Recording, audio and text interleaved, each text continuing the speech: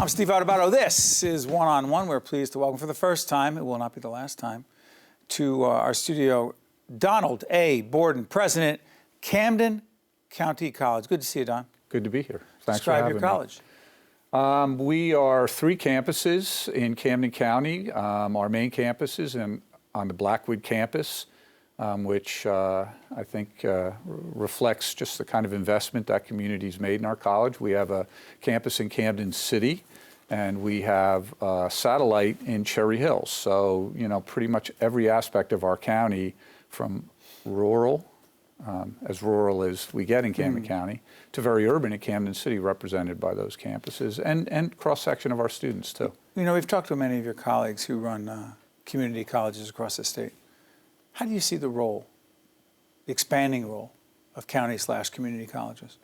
I think we are poised at a very critical time to provide the best option for so many students in our state, in the sense that with a debt crisis of college costs, we're affordable, we're accessible.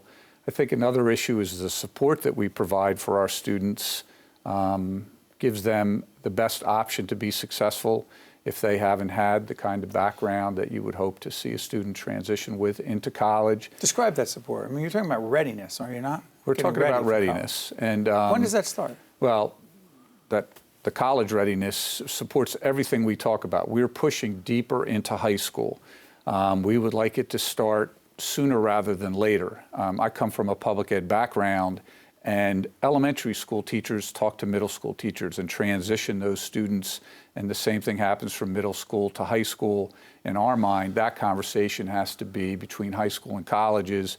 We need to provide programming. Students that are not ready to come to college need to be given remediation in high school so that they're not spending money at the college level, adding, again, to that cost issue.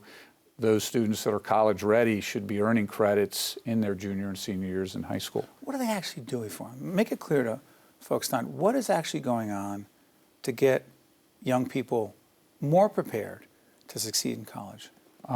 If a student can't pass the AccuPlace or a meet standard on an exam that determines college readiness, there are courses being provided at the high school level that remediate those students primarily in the areas of math and language arts, so that they can then be determined college ready, transition to any college really, but in our case, hopefully, you know, Camden County College, where they will then be taking college credit bearing courses.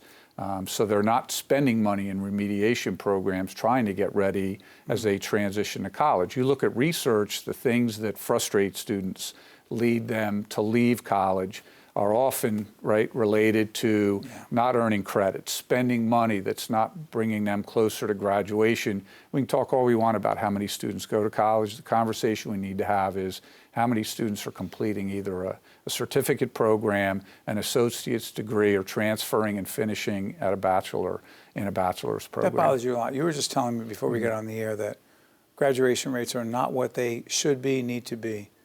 How are you taking that on?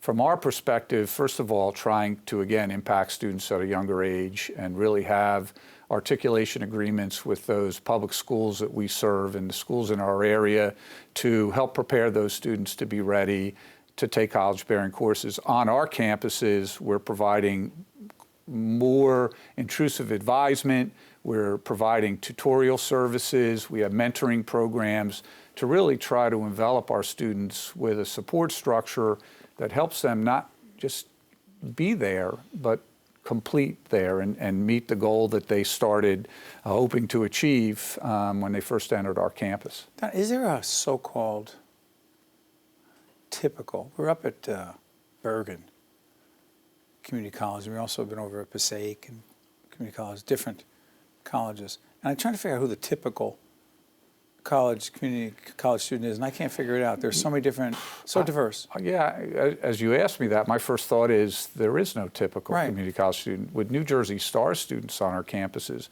Explain that, New Jersey Star. New Jersey Stars are students who finish in the top percentage of their class, who the state supports. They're talented students. They get to go to college for free with us and represent the best that our state has to offer. We also have students who are first generation, who have socioeconomic issues, didn't come to us as prepared as we would like them to be as they enter our campuses. You know, as a first generation student, not really with a support system that tells them what to expect or helps them manage times. International students, which is a growing population for us. English language learners, a growing population for us. So there really is no typical student, and our intention is to serve all of those populations. What's it like for a student to be in such an environment? It literally sounds like going to school at the UN. Well, I think it's a great environment in the sense that it reflects more what they're going to see as they transition into their adult lives. And that's what we're trying to reflect, and that's what we're trying to support. And we want our students being around international students because they're going to be working with them. We want our students to be around English language learners because they represent such a huge portion of our population. And we want them to work together because that's what they're going to do in their employment opportunities. Finally, you mentioned employment. Good segue for this. Job readiness, workforce readiness. What are you doing? It's a huge part of what we do, and much like we're trying to meet kind of at the beginning with high school age students, at the end we're trying to meet with our local workforce and address their needs. I'll give an example. Holtec is a company that's doing a huge amount of construction in Camden City. They have needs related to the kind of workers that they're going to need to do that. In Camden City, we have recently graduated our first class and have a second class of welders that are transitioning into that program. But a lot of people don't understand what a community college does. We have a tremendous program for auto mechanics. When they finish that program, they're going to go out and they're going to earn a living if they meet standard upon graduation from that. You're getting them ready for work. We're getting them ready for work. And I think that's when you talk about the typical student. Typical college student is in a degree program.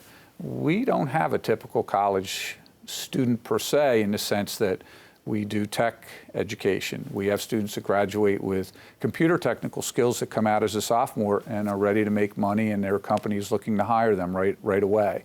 So it really is a situation of us trying to meet the needs of the high school students coming in and the employers, so when we transition our students out, they can find a living wage job.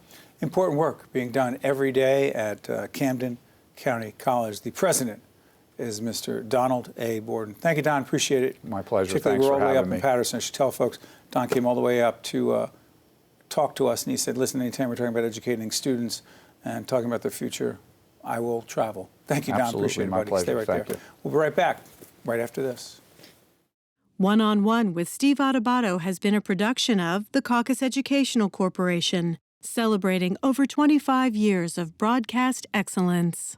Funding for this edition of One-on-One with Steve Adubato has been provided by New Jersey Council of County Colleges, N.J. Best, Partners for Health Foundation, Investors Bank, Holy Name Medical Center, Create, and by Century 21 Construction. Transportation provided by Airbrook Limousine, serving the metropolitan New York, New Jersey area.